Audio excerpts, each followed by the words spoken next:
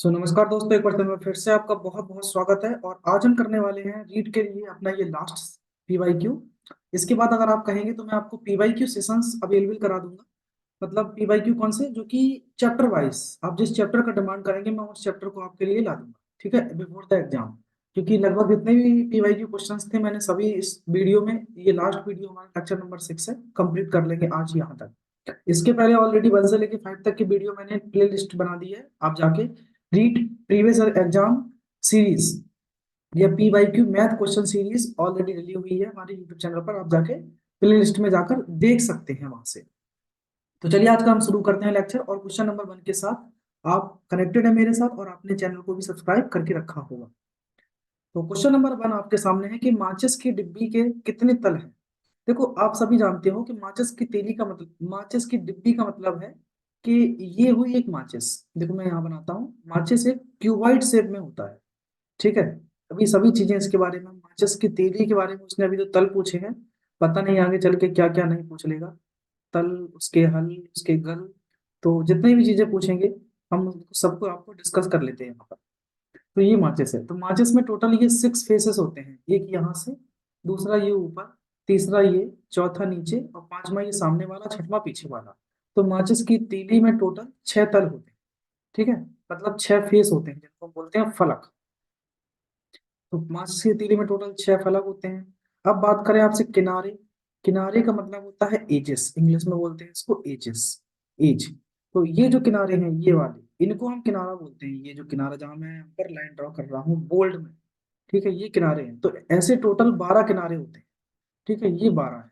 अगर हम बात करते हैं आपसे कोने, मतलब ये वर्टिसेस, शीर्ष, ये शीर्ष, तो ये होते हैं 4 यहाँ 4 उस साइड, तो 8 टोटल शीर्ष होते हैं, ठीक है। ऑप्शन में देखो 8 भी है, 6 भी है, और अब इनमें से आपको लगाना होता है, तो आप सभी को पता है कि 6 होते हैं। अगला है कि एक तल पर कितनी रेखा खींची जा सकती है। तो एक तल पर टोटल अनंत रेखा खींची जा सकती है, इनफाइनाइट, ठीक है, इस तरीके से। तो आंसर हो जाएगा हमारा इनफाइनाइट, मतलब अनंत। ये आपका आंसर करेक्ट हो जाएगा। चलिए, नेक्स्ट है कि दो समांतर रेखाओं को एक तिर्यक रेखा काटती है। तो आप जब भी ऐसा क्वेश्चन आए ज्योमेट्री का, तो आप तुरंत फिगर बना के रखेंगे कि ये देखो एक रेखा ये रही, एक इसके समांतर मैंने एक रेखा यहाँ खींच ली, और इसको एक तिर्यक रेखा ये काटती है। अब इसमें देखो बनने वाले कोण कौन कौन से हैं, मैं यहाँ पर बता दूंगा आपको। ये जो कोण है इस वाले कोण के बराबर होता है, इसका नाम 1 और इसका नाम 2। इनको बोलते हैं हम संगत कोण, कि 1 बराबर 2 के, ये जो होते हैं संगत कोण, मतलब जिनको करस्पॉन्डिंग एंगल्स बोलते हैं। तो इसमें पूछा है सत्य नहीं है, ये ध्यान से पढ़ना है, सत्य नहीं है पूछा उसने। तो पहला तो सही है, सत्य संगत कोण बराबर होते हैं, 1 बराबर 2 के हैं। इसी तरीके से ये भी बराबर है होंगे, 3 बराबर 4 के हो गए, ठीक है। और ये 5 बराबर इधर पे आ जाएगा 6 के होगा, और ये 7 बराबर ये 8 के होगा। ये सभी कोण हो। आगे कह रहा है एकांतर कोण बराबर होते हैं। एकांतर का मतलब क्या हुआ, अल्टरनेट एंगल। तो ये 3 बराबर 6 के है, 7 बराबर के है, यस ये भी होते हैं। यहाँ 5 4 के बराबर, 1 8 के बराबर, ये सब बराबर है। नेक्स्ट है तिर्यक रेखा के एक ही ओर बने कोणों का योगफल, योग दो समकोण के बराबर होता है। यस, ये तिर्यक रेखा है, आप देखो टोटल ये तिर्यक रेखा है, तो इसके एक ही ओर ये दो कोण बने हैं, इनका जो योग है दो समकोण का मतलब होता है 2 गुणा 90, मतलब 180 अंश। तो इन दोनों कोणों का योग 180 अंश होता है दोस्तों। तो ये बात भी सही है, मतलब यही अपना आंसर हो जाएगा। तो ये बात उसने गलत कही है कि तिर्यक रेखा के एक ही ओर बने अंतःकोणों का योगफल समकोण के बराबर होता है, मतलब ये गलत है, जबकि समकोण होकर वो इतना होता है 180 अंश, ठीक है। चलिए अगला क्वेश्चन की ओर देते हैं। नेक्स्ट है कि 1 लीटर शुद्ध घी का वजन 910 ग्राम है, तो 700 मिलीलीटर घी का वजन कितना होगा। देखो 1 लीटर का मतलब होता है 1000 मिलीलीटर। तो 1000 मिलीलीटर जो दूध है उसका वजन, शुद्ध घी है उसका वजन है 910 ग्राम, ये लिख दिया। आप कहेंगे 1 मिलीलीटर का वजन क्या होगा, तो 910 में 1000 का भाग दे दो, तो ये आ गया मिलीग्राम, ग्राम में।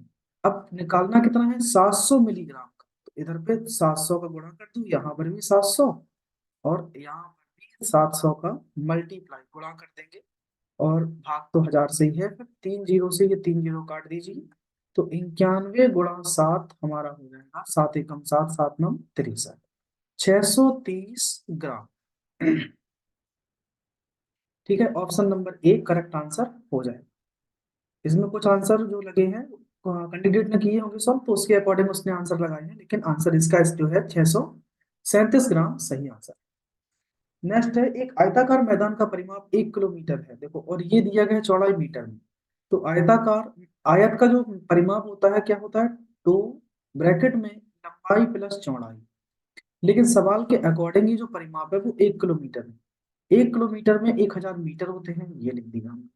सवाल में कह रहा है कि चौड़ाई 200 मीटर है, तो चौड़ाई मतलब विड्थ, ये जो चौड़ाई है इसकी जगह पर आप लिख देंगे 200, ब्रैकेट बंद, बराबर 1000 मीटर।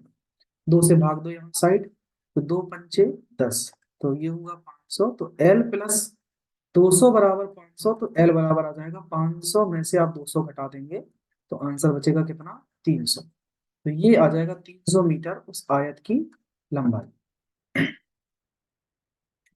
नेक्स्ट है कि निम्नलिखित भिन्न दी गई है, इनको आरोही क्रम मतलब असेंडिंग ऑर्डर में लगाना है, छोटे से बड़ा, ASCENDING असेंडिंग ऑर्डर, क्योंकि देखो चैनल पर दोनों प्रकार के बच्चे जुड़े हुए थे, इंग्लिश और हिंदी मीडियम के, तो दोनों में समझ में आ जाना चाहिए। असेंडिंग ऑर्डर में लगना है, 1/3, 3/4, 2/5 और 6/7। ज्यादा अच्छा है कि आप डिवाइड दे दो, सबसे बढ़िया रहेगा। तो 3 का भाग हम अगर 1 में देंगे, तो आप क्या कहेंगे, 3 का भाग 1 में देने पर तो ये 0.33 आ जाएगा। ठीक है, 33% ऐसा रहेगा। 4 का भाग 3 में देंगे, तो 4 सत्ते 28। ठीक है, दशमलव लगा के 0 बढ़ाएंगे, तो 4 सत्ते 28, 2 बचेंगे, और 4 पंचे 20, ये होगा। नेक्स्ट है, 5 का भाग देंगे इसमें, तो 5 चौको 20, सिर्फ 0.4 बार भाग चला जाएगा। ठीक है, इतना हो गया। नेक्स्ट है 6/7, और 7 का भाग जब आप इसमें उसको हम 40 कर लेंगे, ज्यादा अच्छा रहेगा अपने अकॉर्डिंग। 7 का भाग जब 6 में देंगे, तो 7×9 = 63। ठीक है, ज्यादा हो जाएगा, तो 7×8 = 56, ये हुए 56। और आगे बचेगा 56 के बाद 4 60, 4 में भाग देंगे तो 7 पंचे 35, तो ये हुआ 0.85। आरोही मतलब छोटे से बड़ा, तो सबसे छोटा ये, उसके बाद ये, फिर ये, फिर ये, मतलब 1, फिर 2, फिर 3 और 4, ये हुआ असेंडिंग ऑर्डर आरोही क्रम। तो सबसे पहले ये आएगा 1, फिर 2, और फिर 3, और फिर 4। तो पहले 1/3 ये रहा, उसके बाद 2/5 ये है, फिर 3/4 और 6/7। ऑप्शन नंबर सी सही आंसर हो जाएगा। ठीक है दोस्तों,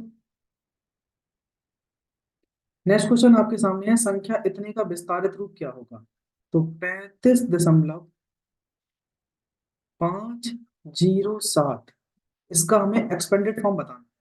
तो 35 को लिख सकते हैं, इसको हम लिख सकते हैं 35 प्लस 0.507, लिख सकते हैं इतना। अब 35 क्या है, इसमें इकाई का अंक है 5 और दहाई का अंक है 3, तो ये हुआ 30, 30 + 5 = 35। जब इसको लिखना होता है तो किस तरीके से लिखेंगे, देखना ध्यान से आप, 0.5, ठीक है, 0, यहाँ एक सेकंड, 0.5 प्लस इस 0 के लिए कुछ नहीं, फिर 0 ये 0 0 दो अंक है, तो इसको 0 0 और फिर 7। अब इनको बस ओपन कर दीजिए आप, 30 + 5 प्लस दशमलव हटाएंगे यहाँ से, तो 5/10 प्लस यहाँ से दशमलव हटाएंगे, तो 7/1000। ठीक, ये आंसर आ जाएगा। अब आप इस ऑप्शन को देख लीजिए, कहाँ मिल रहा है आपको, शायद पहले ही ऑप्शन में आपको नहीं मिल रहा है देखने को, ये 1000 नहीं है, इधर भी 1000 नहीं है, ये हाँ, ये 100 है, ये भी हटा दो, बस ये आ गया आंसर, सी ऑप्शन। ठीक है, अगला क्वेश्चन आपके सामने दिया गया है कि निम्न संख्या को दशमलव के रूप में व्यक्त कीजिए। निम्न संख्या को दशमलव के रूप में व्यक्त करना है,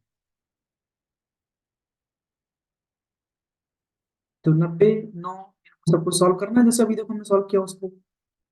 देखो ये कोई बहुत बड़ी चीज नहीं है, 90 में आप 9 जोड़िए तो 99 हो गया। ठीक है, इसमें देखो आप 10 का भाग देंगे तो 0.9, ठीक है, 100, इसमें 1000 का भाग देंगे तो 0.009। ठीक, इकाई दहाई सैकड़ा, और ये 1000 पे ही देखो, प्लस पर इकाई दहाई सैकड़ा 1000। फिर ये देखो 1 2 3 4 5, तो मतलब 0.1 2 3 4 और 9। तो ये टोटल जब दशमलव हटाएंगे तो नीचे 5 जीरो आ जाएगा, सबको जोड़ेंगे तो 99 दशमलव, फिर जीरो, और फिर से 9, अब 3 अंक छोड़कर 1 2 3 फिर से जीरो 9 आ जाएगा। तो ये मिलेगा आंसर, ऑप्शन नंबर डी सही आंसर हो जाए। ठीक है, कंफ्यूजन बहुत ज्यादा होती है ऐसे क्वेश्चन होने में। चलिए अब देखो आपका फेवरेट गुणनखंड वाला क्वेश्चन, जो कि मैंने ऑलरेडी आपको पहले एक्सप्लेन किया है फर्स्ट वीडियो में, कि 840 के गुणनखंड निकाल। ठीक है, अभाज्य गुणनखंड कैसे, प्राइम फैक्टर्स, अभाज्य गुणनखंड। ऑलरेडी मैंने बात की है प्राइम नंबर्स के बारे में, आप पहले वाली वीडियो में आके देख लेंगे कि 1 से 100 तक कितनी अभाज्य संख्या होती हैं, 25। 1 से 50 तक कितनी अभाज्य संख्या होती है, 15। 51 से 100 तक कितनी अभाज्य संख्या होती है, 10। ठीक है, ये पूछी जाती है एग्जाम में डायरेक्टली। सबसे छोटी अभाज्य संख्या 2 होती है, सम संख्या। सबसे छोटी विषम अभाज्य संख्या 3। 2 अंकों की सबसे बड़ी अभाज्य संख्या 97। इन सब के बारे में पूछा गया है। देखो यहाँ फैक्टर करते हैं, तो 2 का भाग दिया, 2 चौको 8, 2 दूनी 4 और 0। फिर 2 से भाग दिया, 2 दूनी 4, 2 एकम 2, 210। 210 का आधा किया तो 105। अभी 2 से भाग नहीं जाऊंगा, 3 से, 3 त्रिका 9, 3 पचे 15। फिर 5 से भाग दिया, 5 सत्ते 35, और लास्ट में 7 एकम 7। तो यहाँ देखने को मिल रहा है 2 3 बार है, और 2 3 बार यहाँ। उसके बाद फिर 3 5 7, तो 3 5 7 ये है। तो ऑप्शन नंबर बी, ये हुए अभाज्य गुणनखंड 840 के। नेक्स्ट है, दो लगातार प्राकृतिक संख्याओं का लघुत्तम समावर्तक और महत्तम समावर्तक क्रमशः है। तो मान लेते हैं हम पहली हमारी जो प्राकृतिक संख्या है वो 1 और दूसरी है 2। इनका लासा क्या होगा, तो आप कहेंगे 1 गुणा 2, ये लासा हो जाएगा। इनका एचसीएफ क्या होगा, तो इन दोनों में कॉमन क्या दिख रहा है आपको, कुछ नहीं, एक ही तो फैक्टर है। एक में इसका भी भाग जाएगा, इसका भी भाग जाएगा, एक का भाग इसमें, दोनों में भाग जा रहा है। तो एक हमारा हो जाएगा इसका मासा। अब ऑप्शन में कह रहा है कि उनका गुणनफल उनका अनुपात, नहीं ये तो नहीं है, उनका गुणनफल उनका अनुपात हो सकता है 1/2 ले लो, तब थोड़ी ना आंसर है। उनका जोड़ पहली संख्या, ना ये भी नहीं। दूसरी संख्या पहली संख्या, दूसरी संख्या 2 है, पहली संख्या 1 है, तो ये थोड़ी ना है भैया कि ये हो जाएगा। ये हर कंडीशन में नहीं अप्लाई होगा ना, ये सभी कंडीशन, अगर चलो मैं अगली संख्या ले लेता हूँ आपके सामने 3 और 4, तो ऐसे थोड़ी ना कि दूसरी संख्या ये सब लासा लासा, तो इनका गुणनफल होगा। तो उनका गुणनफल, और अनुपात की बात कर रहा है तो 4/3। तो क्या ये 4 और 3 अनुपात मासा है आपको, इसमें नहीं, इनका मासा फिर भी 1 है। इसमें देखो क्या है, उनका गुणनफल संख्या 1, तो इनका गुणनफल 4 और 3 12, इनका ये लासा होगा। और मासा की बात करेंगे तो 4 और 3 का मासा 1। आप कोई और संख्या उठा लीजिए लगातार, प्राकृतिक संख्या है, लगातार है ना। ठीक है, दो लगातार की बात कर रहा है, तो इनका मास लासा क्या होगा, 15 × 16, और मासा क्या होगा इनका, कॉमन फैक्टर 1। तो ऑप्शन नंबर डी अच्छा क्वेश्चन है, इसको ऐसे क्वेश्चनों को ध्यान रखना है कि बहुत फोकस के साथ इनको करना है। नेक्स्ट, निम्नलिखित चार संख्याओं को अवरोही क्रम में लिखें। अवरोही का मतलब होता है बड़े से छोटा। तो पहले आप देख लो, सभी में 420 आगे है, 3 भी है। ठीक है, यहाँ 5 6 7 और 6। अब अवरोही का मतलब होता है बड़े से छोटा, सबसे बड़ी ये दिख रही है 7, तो ये लगा दो 756। ठीक है, मतलब तीसरे नंबर की पहली। उसके बाद फिर आएगी 600, बड़े से छोटा लिखना है तो 675 पहले आएगा क्योंकि ये छोटा है। तो पहले 675 लिख देंगे यहाँ पर, ये चौथे नंबर की आ गई। फिर 657 आ गया, दूसरे नंबर की आई। फिर पहले नंबर की 567, देख लो। 3 4 2 1 कहाँ है, 3 4 2 1 यहाँ, 3 4 2 1। नेक्स्ट, 1 करोड़ बराबर है किसके। तो 1 करोड़ जो किसके बराबर है, इनमें आप देख लीजिए। 1 करोड़ का मतलब होता है, जीरो लगाते जाइए आप, एक इकाई, दहाई, सैकड़ा, हजार, 10,000, लाख, 10 लाख, और 1 करोड़ होगा ये। आगे 100 लाख के बराबर है, ये लिखा हमने 100, और लाख का मतलब क्या होता है, इकाई, दहाई, सैकड़ा, हजार, 10,000 और लाख। ठीक है, एक अगर लिख देंगे तो लाख हो जाएगा। तो इसमें देखो जरा, क्या ये जीरो सब बराबर है, 3 3 6 और 1 7। इसमें देखो 3 3 6 और 1 7, हाँ यही सही है, 100 लाख के बराबर। तो ये पहला आंसर सही हो जाए। अगला है 5,09,04,988 को अंकों में लिखना है। देखो 988, 4,988, ये तो आसान है, 4,988 हो गया ये। अब 4 9 ये है, 4 9 यहाँ भी है, इनमें कहीं नहीं है लास्ट में 4 9 8 8। आगे है कि 9 लाख, अब ये क्योंकि 4000 है तो यहाँ 10,000 भी होने चाहिए, तो ये हुए लाख। इकाई दहाई सैकड़ा हजार 10,000 लाख। ठीक है, हो गए 9,04,988। तो ऑप्शन नंबर हमारा इसमें आपका ये वाला आंसर सही होगा, क्योंकि 9 के बाद एक जीरो चाहिए हमें, दो जीरो नहीं चाहिए, तो ये आंसर सही हो जाए। अगला दिया गया गांव की कुल जनसंख्या इतनी है 7,78,692। इनमें से पुरुष इतने हैं और महिला इतनी है। तो आप क्या कीजिए कि पुरुष और महिलाओं की संख्या को आपस में जोड़ दो। 2, 8, 1, 6, 7। शॉर्टकट देखना। सात, अच्छा यार नहीं कर सकते क्योंकि सब में इकाई अंक बराबर है। ये देखो दोस्तों, सभी में इकाई अंक बराबर है। देखिए 83 83, ये तीनों में बराबर। अगर ये 9 आ गया तो फिर मान लेते हैं, चलो जोड़ लेते हैं। 7, 2, 9, 6, 4, 10 के जीरो, हासिल आई 1, 6 और 1 7 और 1 8, 9, 8, 17, हासिल आई 1, 2, 2, 4 और 1 5। तो ये हुए 57,809। हटाए हमने 12 में से 9 गए 3, इधर 83, मतलब फंस गए आप। तो तीनों ऑप्शन सेम है भाई। ठीक है, 8 हो गए। आगे 16 में से 8 गए आप। अब ये देख सकते हैं 833 वाले, 883 वाले दो ऑप्शन है। फिर ये 7 बचेंगे, 7 में 7 जाएगा जीरो, और 7 में से 5 जाएंगे तो 20, 8, 8, 3, ये आंसर सही हो जाएगा, ऑप्शन नंबर फर्स्ट। अगला है कि क्वेश्चन कह रहा है कि शून्य में 60 से भाग देने पर भाज्य, भाजक, भागफल और शेषफल। देखो 60 का गुणा अगर जीरो में करेंगे तभी जीरो आएगा, तो शेषफल भी जीरो रहेगा। तो ये हुआ हमारा भाज्य, जीरो भाज्य। ये हुआ हमारा 60 भाजक। ये हुआ भागफल। सही है। तीसरे नंबर पर भागफल जीरो, देखो इसमें है, इसमें नहीं है, इसमें भी है और इसमें भी है। और ये हुआ हमारा शेषफल, लेकिन शेषफल भी जीरो है, तो ये हटा दो आंसर में, ये भी हटा दो। एक ही बचा आंसर, ऑप्शन नंबर ए। सही है ना। चलिए आगे बढ़ेंगे। 25 पैसे के 15 सिक्कों का मान किसके बराबर है? देखो 25 पैसे हैं, 25 पैसे का मतलब होता है 25/100, ये रुपए। ठीक है, इसके सिक्के कितने आपके पास है? 15। तो थोड़ा कैंसिल करना हल्का सा यहाँ पर डिफिकल्ट हो रहा है, और कुछ नहीं है। तो हम ऐसा करते हैं, इधर पे सबको ऐसी तरीके से कह रहा है कि उपयुक्त में से गलत बताइए कौन सा है। तो 25 पैसे के अगर 15 सिक्कों का मान बराबर है किसके, इनमें से अभी यहाँ देख लेंगे, जो इस तरीके की कैलकुलेशन देगा वही आंसर हो जाएगा। तो मैं जरा पूरा कैलकुलेट कर लेता हूँ यहाँ से। ये 15 सिक्के, 15 पंचे 75 की 5, हासिल आई 3, 15 पंचे 75 की 5, हासिल आई 7, और फिर से देखा हमने 15 दूनी 30, 30 में 7 जोड़ेंगे तो 37, 375/100। तो ये हुए 3.75, मतलब 3 रुपए 75 पैसे। इसको सॉल्व किया, 1 रुपए के 3 सिक्के, मतलब 100 पैसे के 3 सिक्के, तो टोटल 300, प्लस 50 पैसे का एक सिक्का तो 50, प्लस 25 पैसे का एक सिक्का 25। तो ये तो सही है, 375 हो गया ये तो। इसमें 1 रुपए के 2 सिक्के, 1 रुपए का मतलब 100, 100 दूनी 200। ठीक है, 50 पैसे के 3 सिक्के, तो टोटल 150 सिक्के, 150 रुपए, 150 पैसे और 25 पैसे। तो 200 और एक 350 प्लस 25, ये भी सही है। 1 रुपए के 3 सिक्के, 300 हुए टोटल, प्लस 25 सिक्के के 3, तो 25 3 75, 375, ये भी सही है। 1 रुपए के 3 सिक्के मतलब 300, प्लस 25 दूनी 50, ये 50 ही है, 350 होगा। तो चौथा सबका गलत आंसर है, इसमें चौथा मैच नहीं खा रहा है, बताइए तीनों सही आंसर है। एक बार आप चेक जरूर करना पड़ेगा।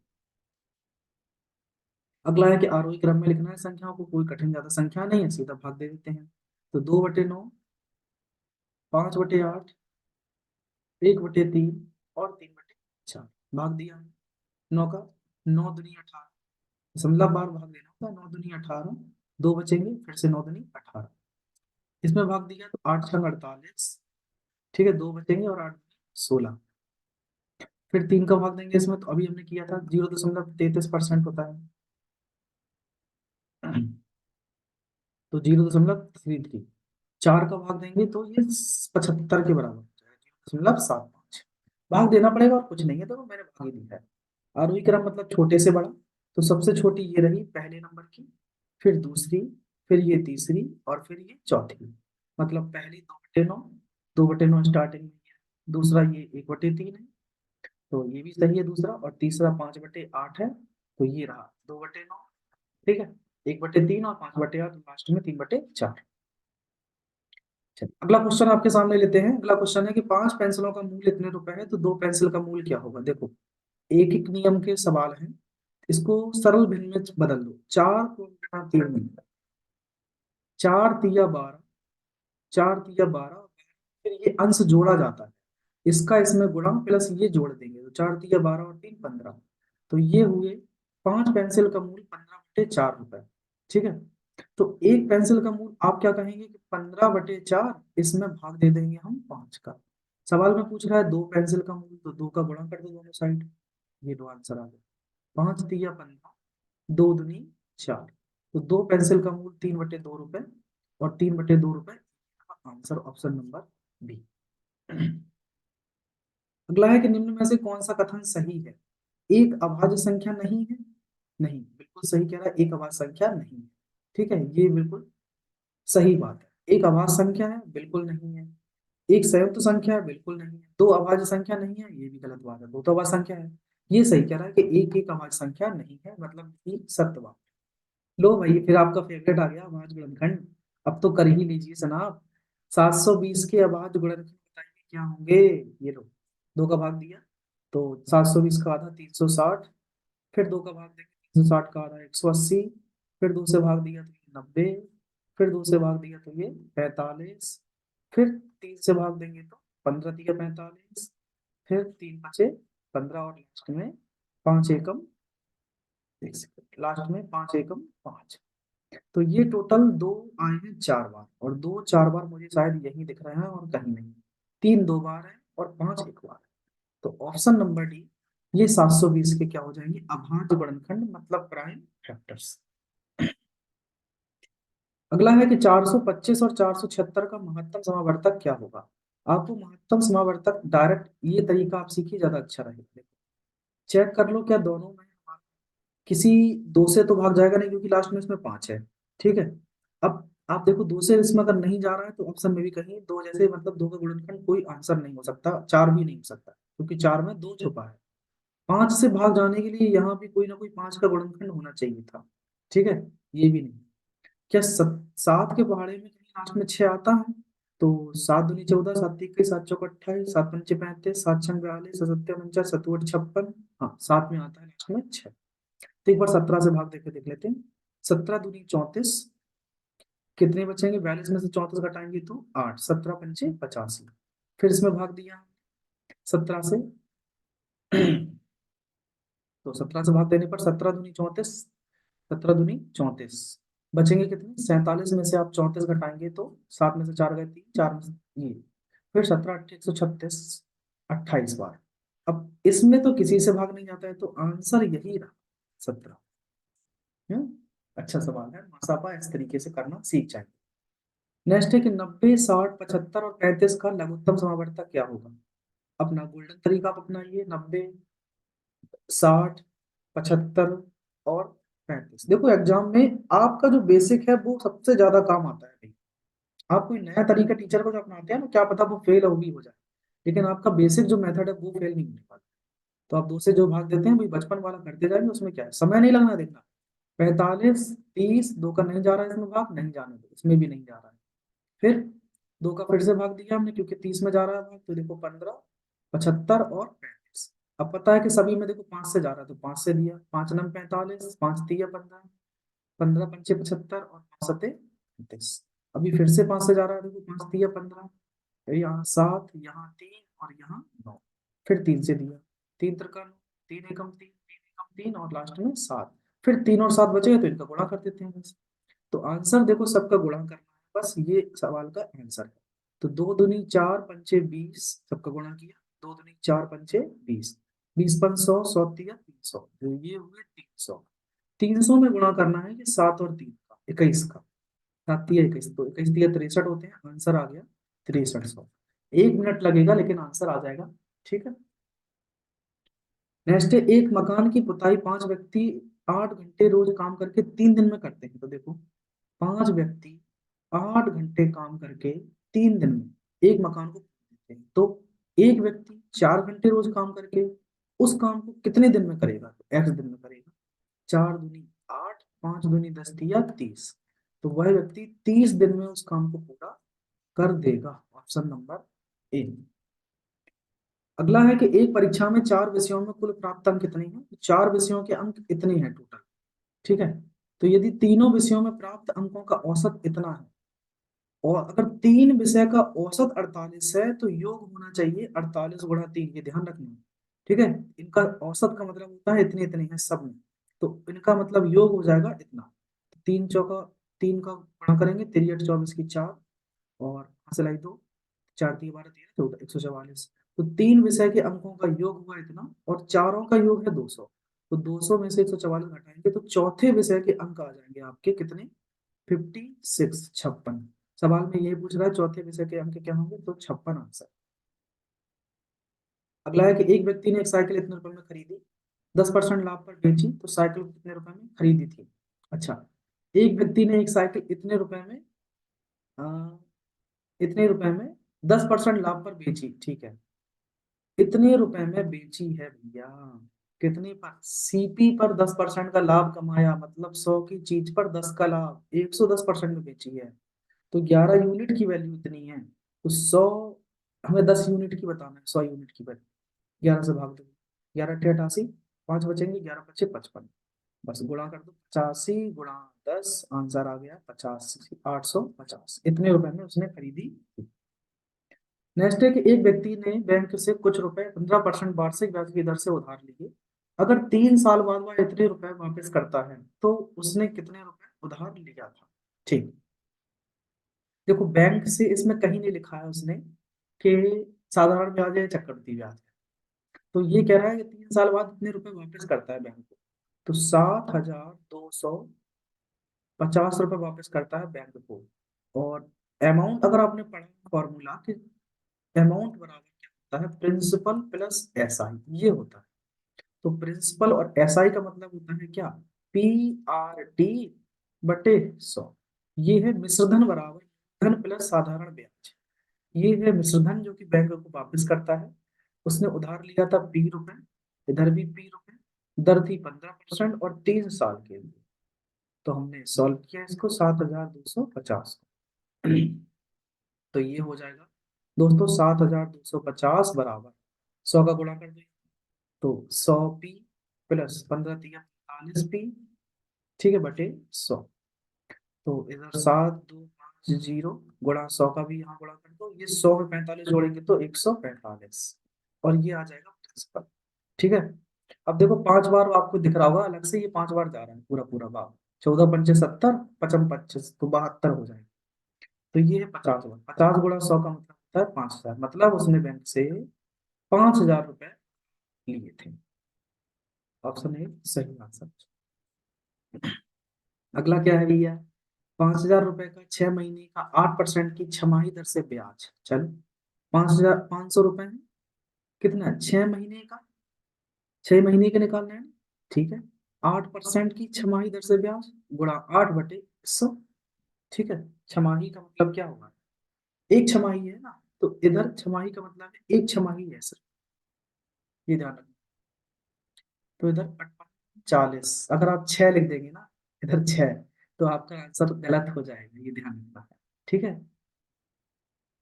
अगर आपने 6 लेके चले हैं तो 6 पंचे 30 और 8 तिया 24। आंसर इसमें कहीं नहीं मिलेगा, गलत हो जाएगा। इसलिए छमाही का मतलब है एक छमाही लेके चलना। बहुत अच्छा क्वेश्चन है ये। ठीक है। ये क्वेश्चन को आप ये समझ लो कई सारे लोग गलत करके आने वाले होते हैं एग्जाम में, जिन्होंने already ऐसा प्रैक्टिस करके रखा होगा और अपने माइंड सेटअप करके रखा होगा, उन्हीं का आंसर ये आएगा। आप नहीं मान रहे तो विश्वास देखो, ये लो 500 रुपए 6 महीने 8% की ब्याज की दर से छमाही है। जरा सॉल्व कर लेना इसको आंसर को। तो 5 गुणा 6 30 और 30 का गुणा 8 में करेंगे तो ये हो गए 240। ऑप्शन में कहीं है नहीं। अब चकरा जाएंगे आंसर। इसलिए एक छमाही की बात हो रही है, मतलब एक लिखना है। तो यहाँ 5 गुणा 8, आंसर हो गया 58 40। ठीक है। नेक्स्ट है एक व्यक्ति एक्स 100 रुपए की वस्तु को 10% की हानि से बाई को बेच देता है। बाई उस वस्तु को 10% के लाभ से जेड को बेचता है। जेड ने किस मूल्य पर वस्तु, हाँ, तो बाई ने किस मूल्य पर वस्तु जेड को बेची? ठीक। तो देखो 100 रुपए की चीज थी एक्स के पास, एक्स ने 10% की हानि उस पर कमाई, मतलब 90 रुपए की बेच दी। ठीक है, 100 पर 10% हानि कमाई तो 90 रुपए की बेचते हैं, उसमें क्या। बाई को बेचा, आगे बाई ने उस वस्तु को 10% लाभ पर। अब 90 पर 10% का लाभ कमाएंगे तो 90 × 10/100 मतलब 9 रुपए का लाभ। तो 90 पे 9 का लाभ कमाया तो बेचोगे कितने की, 99 की। तो बाई ने किस मूल्य पर जेड को बेची, आंसर 99। ऑप्शन नंबर बी सही आंसर हो जाए। निम्न वस्तुओं में से कौन सी समतल है, तो कागज एक समतल होता है, बकाया गेंद गिलास और बेलन ये सब कर्व होते हैं मुड़े हुए। निम्न में से कौन सा कथन असत्य है, किसी एक बिंदु से गुजरने वाली दो किरणों से बनी आकृति की को कौन कहते हैं। अच्छा, एक बिंदु से गुजरने वाली दो किरणों, अच्छा ये किरण है, दो किरण, ठीक है, इससे बनने वाली आकृति को कौन कहते हैं। अच्छा ठीक है, किन्हीं तीन रेखाओं से त्रिभुज कहते हैं, यस ये भी सही है। किन्हीं तीन रेखाओं से घिरी आकृति को त्रिभुज कहते हैं, रेखाखंड से या रेखा से, ठीक है, थोड़ी देर के लिए इसे भी सही मान लेते हैं, ये भी सही है। तो इसमें क्या रहा है, किसी एक बिंदु से गुजरने वाली, ठीक है, एक बिंदु ये रहा, दो किरणों, एक से क्या, एक बिंदु से गुजरने वाली दो किरणों, अच्छा ये है कि तीन रेखाखंडों से घिरी हुई बंद आकृति को त्रिभुज कहते हैं, ये तो बिल्कुल डेफिनेशन एनसीईआरटी में। किन्हीं तीन रेखाओं से घिरी आकृति को त्रिभुज कहते हैं, इसमें कहीं बंद की बात नहीं की गई है, तो ये गलत हुआ। ठीक है, तो यही अपना ऑप्शन नंबर सी आंसर सही है। अगला है, नेक्स्ट क्वेश्चन है आपके सामने कि नेक्स्ट दिया गया है आपके सामने क्वेश्चन। नेक्स्ट है कि इसमें किसी त्रिभुज के लिए निम्न में से कौन सा कथन सत्य है, समस्त कोण सदैव न्यून कोण होते हैं त्रिभुज के, ऐसा तो नहीं सदैव न्यून कोण होते हैं। एक कोण सदैव समकोण होता है, ये भी नहीं है। एक कोण सदैव अधिक कोण होता है, ये भी नहीं है। एक कोण सदैव न्यून कोण होता है, ये बात जरूर सही है कि किसी त्रिभुज के लिए कौन सा कथन सत्य है, एक कोण सदैव न्यून कोण जरूर होता है। ठीक है, हमेशा अधिक कोण होगा इस बात की बात नहीं कर सकते हम। एक कोण सदैव समकोण होता है, ये भी नहीं कह सकते हैं, लेकिन न्यून कोण जरूर कहीं ना कहीं मिलेगा हर चीज। ठीक है, तो ये आंसर इसका सही है।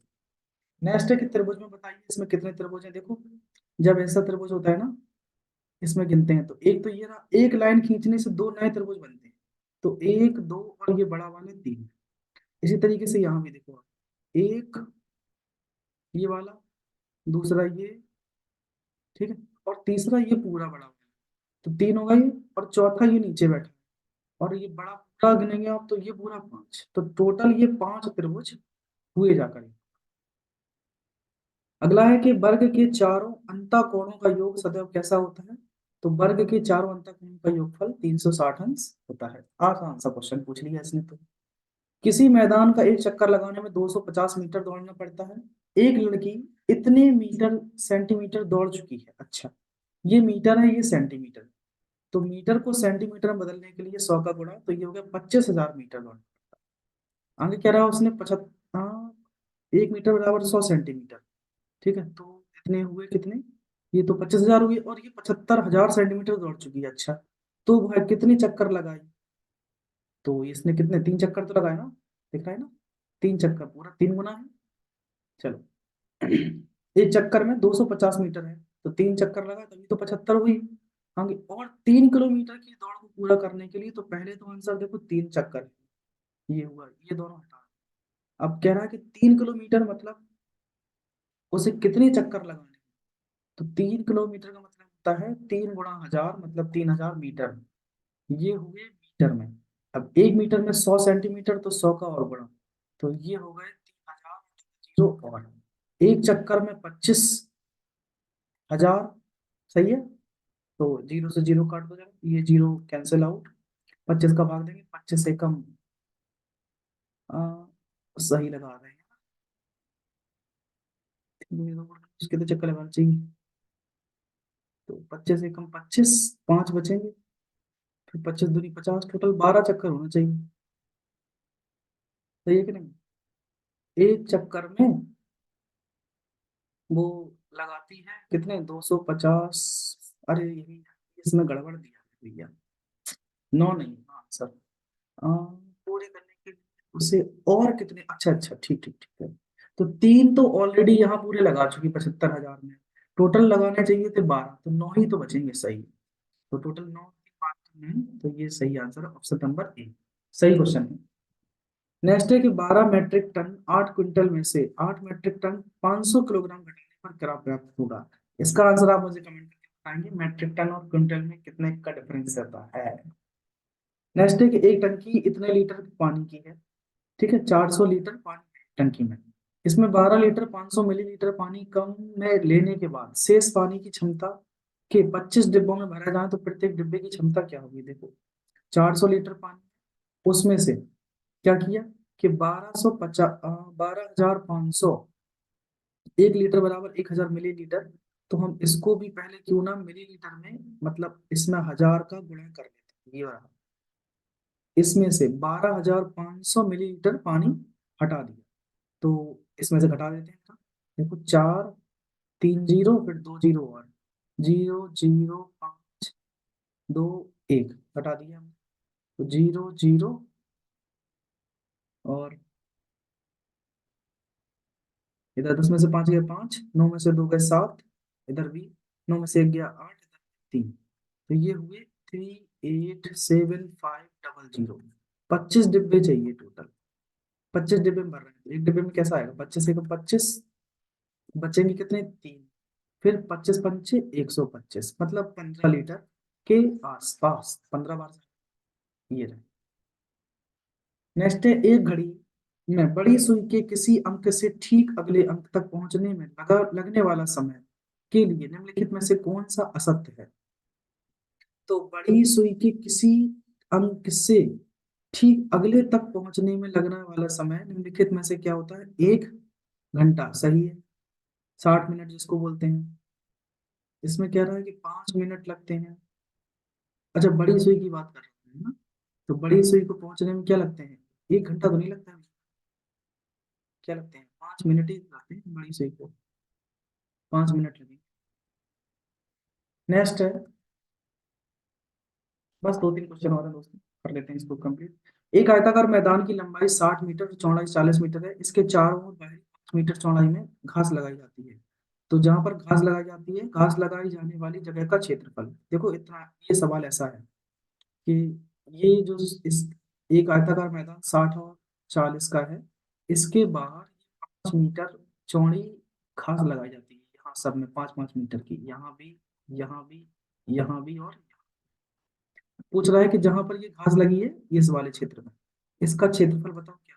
तो शॉर्टकट देखिए आप, 40, इसको 60 प्लस 40 माइनस 2 गुणा 5, अच्छा ये बाहर जुड़ रहा है तो यहाँ प्लस कर देना, ये ध्यान रखना, गुणा 2 गुणा 5, ठीक है।